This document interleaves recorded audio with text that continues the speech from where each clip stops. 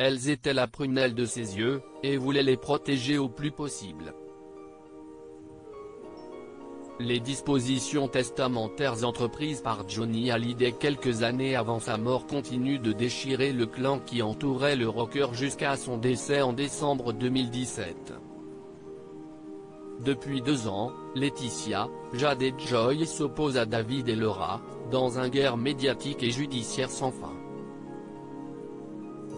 Les premières ont été désignées comme uniques légataires de l'héritage du taulier, qui a choisi de totalement déshériter ses 2 aînés, estimant qu'il les avait aidés par le passé.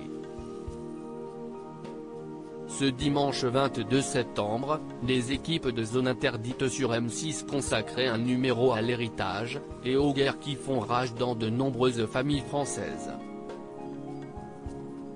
Après s'être intéressé au cas d'une fratrie d'agriculteurs, en guerre sur le partage des terres suite au décès de leurs parents, Ophélie Meunier est allée à la rencontre de Mohamir Aslani, l'ancien avocat de Laetitia Hallyday.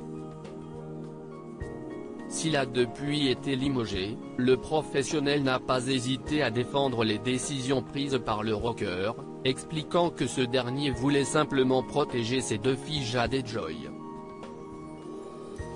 Il ne voulait pas que sa mort lèse Jade et Joy. Une fois, dans un restaurant parisien, Johnny a pleuré en pensant à ses enfants Jade et Joy, en me disant « J'ai peur pour elles après moi.